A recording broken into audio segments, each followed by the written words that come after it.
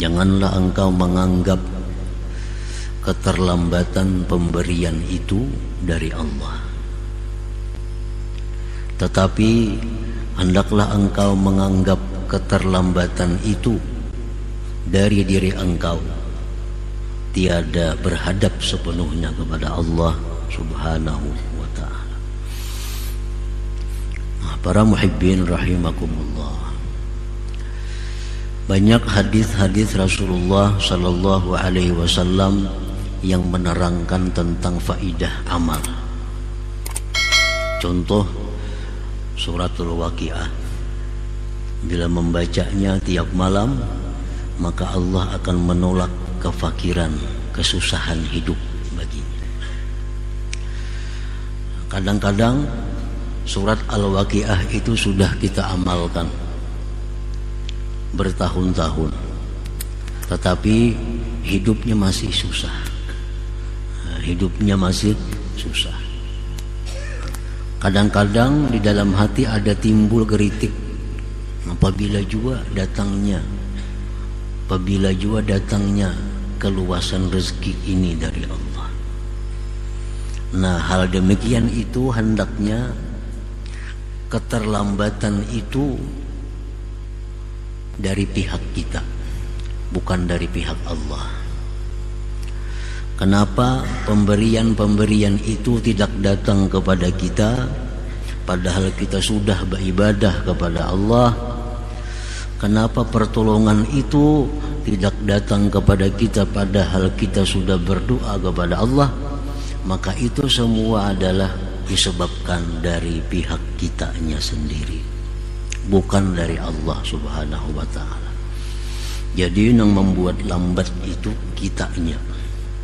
Nah, membuat lambatnya datang bantuan itu akibat dari kita, bukan dari Allah Subhanahu wa ta'ala. Wa min 'adati katsirin minan nas ay yatabarramu minal balaya wal masaib wa ay yusari'u ila ad-du'a wal iltija' ila Allah ay yakshifa anhum dhalik wa yaruddahu anhum. Dan setengah kebiasaan kebanyakan manusia, mereka itu tidak nyaman daripada bala dan musibah. Itu umumnya manusia. Umumnya manusia itu kadang merasa nyaman dengan datangnya bala, dengan datangnya musibah. Walaupun ada segelintir orang yang gembira apabila datangnya musibah itu. Nah, seperti sebagian dari orang-orang yang arif dengan Allah. Wurudul musibah Idul Arifin. Datangnya musibah itu adalah hari rayanya orang yang ma'rifat dengan Allah. Tapi umumnya manusia, kita ini kada nyaman dengan bala, kada nyaman dengan musibah. Dan bahwa mereka itu bersegera kepada berdoa dan menyandarkan dirinya kepada Allah, bahwa Allah bukakan daripada mereka yang demikian itu, dan Allah tolak yang demikian itu dari mereka. Nah, itu sudah kebiasaan kita. Datang ada musibah, kita lakas saja berdoa lawan Tuhan supaya dihilangkan musibah ini. Datang bala kepada kita, lakas saja kita berdoa, mudahan bala ini sudah diangkat daripada kita. Fa illam tazhar lahum alamatul ijabah min Allah taala istabta'u nawalallah. Apabila tidak nampak bagi mereka tanda-tanda dikabulkan Allah, mereka menganggap lambatnya datang bantuan Allah itu. Jadi orang kena musibah ini, orang kena bala ini begitu berdoa kepada Allah, berdoa tiap hari kepada Allah. Kada nampak-nampak juga pertolongan Allah, kada nampak juga lagi bantuan dari Allah. Mereka merasa lambatnya Allah ni mengabulkan doa ni apabila juga istabta'u. Mereka merasa lambat datangnya itu. duna ayyadhkuru wa yulahizu taqsirahum fil iqbal 'ala Allah Ta'ala, tanpa mengingat mereka, tanpa menilik mereka akan kekurangan mereka pada berhadap atas Allah Subhanahu wa Ta'ala. Seolah-olah Allah ini memperlambat nih bantuan, seolah-olah dianggap Allah itu memperlambat mengabulkan doa tanpa memandang kepada kekurangan kita. Kekurangan kita, kita kadang memandang kekurangan itu dari kita. Jadi seolah-olah kita ini sudah pas. Tinggal pertanyaannya, kenapa Allah memperlambat doa ini? Tanpa memandang kekurangan mereka dalam berhadap kepada Allah Subhanahu wa Ta'ala, minan nuhudi ilal wajibati allati kallafahumullahu 'alaiha wal ibti'adi anil muharramat allati nahahum anha. Tanpa memandang mereka itu akan bangkitnya mereka kepada kewajiban yang diwajibkan Allah dan menjauh dari perkara yang diharamkan, yang dilarang Allah daripadanya. Kadang memandang diri seorang nih banyak kewajiban yang tertinggalakan, banyak yang haram masih digawi. Berdoa lawan Tuhan kada kabul-kabul, dikira Tuhan kada mengabulkan. Padahal kita nang banyak lagi melanggar hukum Allah, banyak lagi nang wajib kita tinggalkan. Aqbil 'ala Allah Ta'ala bikulliyatik tajidin nawala amamak. Berhadaplah engkau atas Allah sepenuhnya. Nah, berhadaplah kepada Allah sepenuhnya, engkau temui itu pertolongan di depan engkau. Nah, coba bujur-bujur lawan Tuhan tuh berhadap, jangan setengah-setengah. Nah, bujur-bujur lawan Tuhan tuh minta, niscaya pertolongan itu ada di hadapan kita. Nah, jadi masalahnya kita yang mesti diperbaiki bagaimana caranya. Nah, caranya supaya doa itu didengar oleh Allah. Kayak apa supaya amaliyah yang kita amalkan ini ada faidahnya. Membaca waqiah bertahun-tahun tetap hidup susah, membaca waqiahnya kada bujur. Beadabnya kada membaca surah waqiah itu. Waktu membaca Fatihah itu kada seluruh tubuh berhadap kepada Allah. Mungkin hanya jasmaninya berhadap kepada Allah, tapi hatinya kada kepada Allah. Sehingga surah Fatihah yang waqiah yang kita baca itu hanya paling mendatangkan pahala kepada kita, tapi kada sesuai dengan yang kita harapkan daripada hilangnya kesusahan hidup itu. Nah, para muhibbin rahimakumullah, jadi aqbil 'ala Allah Ta'ala bi kulliyatik tajidin nawala amamak. Berhadaplah kepada Allah itu dengan keseluruhan engkau. Artinya zahir berhadap kepada Allah, batin pun berhadap kepada Allah, niscaya engkau dapati pertolongan itu di hadapan engkau. Ujar Nabi kita, bila engkau ada kesusahan, engkau ada permohonan kepada Allah, ambil wudu yang sempurna, sembahyang 2 rakaat sunat. Rakaat pertama baca Fatihah, sambung Allahullah ayat kursi. Rakaat kedua baca Fatihah, sambung Amanar Rasul. Tuntung sembahyang baca doa, Allahumma ya ma'mana kulli wahid, ya sahiba kulli farid, ya qariban ghaira ba'id, ya syahidan ghaira ghaib, ya ghaliban ghaira maghlub, ya hayyu ya qayyum. Terusnya baca digawi sudah, kada biris juga hajatnya, kada tuntung juga. Makanya Nabi bila ada hajat kepada Allah, laksanakan itu. Sudah digawi tiap malam dikerjakan. Bukan kesalahannya dari Allah, mungkin kita sembahyangnya itu kada sepenuhnya berhadap kepada Allah. Sembahyangnya jasmani aja kepada Allah, tubuhnya aja menghadap kiblat, tubuhnya aja menghadap Ka'bah, tapi hatinya kada menghadap kepada yang ampun Ka'bah itu. Nah mestinya sembahyang itu kita supaya keseluruhannya tubuh kita menghadap Baitullah, hati kita menghadap yang ampunnya Baitullah itu. Nah bila macam itu dilaksanakan sembahyang hajat itu, niscaya akan kita dapati apa yang kita minta kepada Allah Subhanahu wa ta'ala. Para muhibbin rahimakumullah. Qila Ibrahim ibni Adham ma baluna nad'u fala yustajabu lana. Dikatakan orang kepada Imam Ibrahim bin Adham, apa keadaan kami ini berdoa kepada Allah tidak dikabulkan doa kami. Nah, apa kami ini masalahnya nih? Berdoa kada kabul-kabul doa. Ibrahim bin Adham menjawab,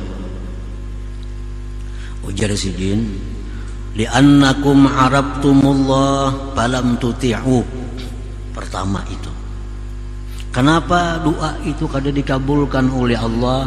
Kenapa pertolongan selalu lambat datang dari Allah? Kenapa amaliyah-amaliyah yang kita lakukan kada kelihatan manfaatnya? Pertama, Jarsidin, kalian itu kenal kepada Allah tapi tidak taat kepada Allah. Kita tahu bahwa Allah itu Tuhan, kita tahu. Tahu Allah itu Esa, tahu Allah itu Maha Kuasa, tahu Allah itu Maha Berkehendak, tahu Allah itu yang memberi manfaat, tapi kita kada taat lawan Allah. Kada taat lawan Allah artinya berhujung tahunya aja, tahu bahwa Allah itu ini itu, tapi kada taat. Nah, taat juga bercampur lawan nafsu. Yang mana disuruh Allah pas lawan nafsu, bahkan tujuannya menggawi. Perbuatan taat nang pas lawan nafsu, maka tujuannya menggawi. Itu sebenarnya taat lawan nafsu, bukan taat kepada Allah. Buktinya kalau ada perkara yang disuruh Allah tapi kada sesuai dengan nafsu, kada tagawi. Bila ada perintah Allah nang pas dengan nafsu, rajin menggawinya. Berarti kita kada taat lawan Allah sebujurnya, taat lawan nafsu kita, taat lawan nafsu kita. Nah, pertama itu Jasidin, kenapa amalan ini kada kelihatan manfaat, doa bina kada kabul. Satu Jasidin, kalian itu karena lawan Allah tapi kada taat sebujur taat lawan Tuhan itu. Yang kedua, wa arabtumur rasul sallallahu alaihi wasallam falam tattabi'u sunnatah.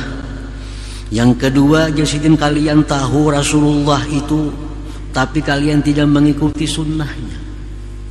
Lawan Rasulullah tahu bahwa beliau itu uswatun hasanah, ikutan yang baik. Tahu bahwa siapa mengikuti Rasulullah berarti mengikuti Allah. Tahu siapa cinta kepada Rasulullah berarti cinta kepada Allah. Tahu aja tapi kadang mau mengikuti sunnahnya. Nah, kadang mengikuti sunnahnya.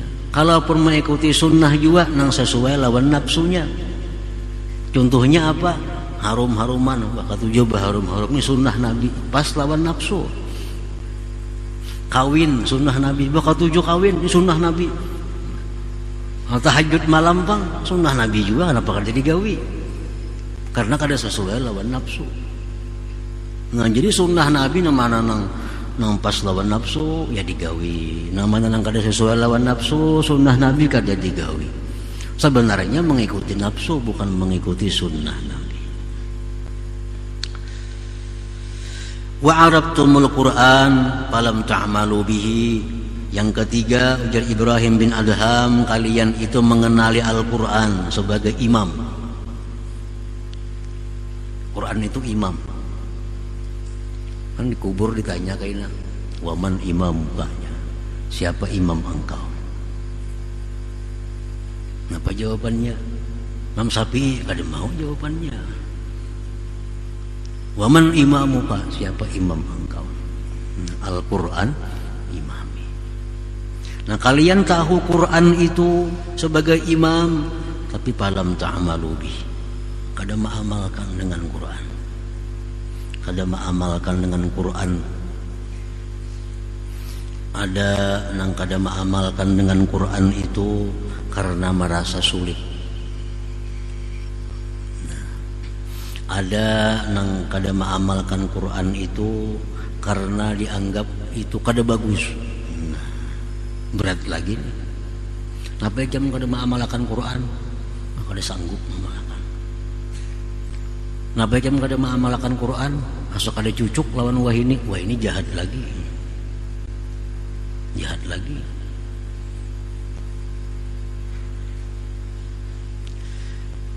Yang keempat, wa akalatum ni'amallah ta'ala falam tu'addu syukraha.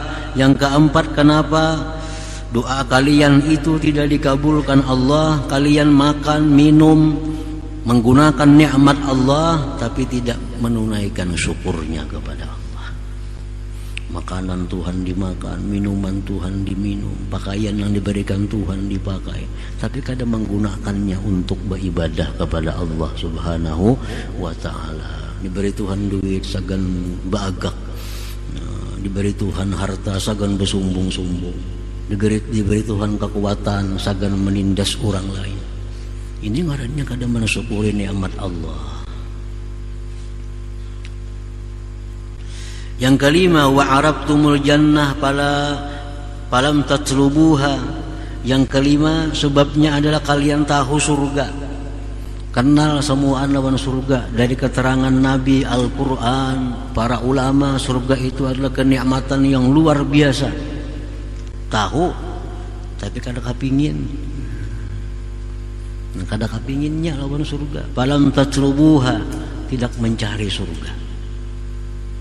Maka tahu surga itu nyaman, surga itu nikmat, surga itu semuaan terkumpulan nyaman-nyamannya, tapi kalian kadang mencarinya, kadang mencari surga. Wa arabtumun nar falam tahrabu minha. Kalian tahu neraka. Neraka itu kumpulan segala kesusahan, neraka kumpulan segala penderitaan, tapi didatangi.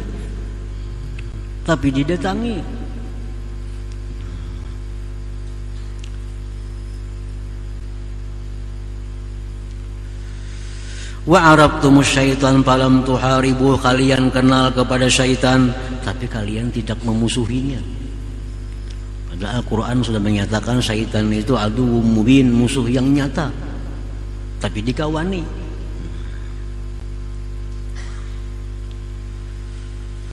Wa arabtumul mauta falam tasta'iddulah. Kalian tahu akan kematian itu pasti datang, tapi kadang mempersiapkan diri, kada bersiap-siap.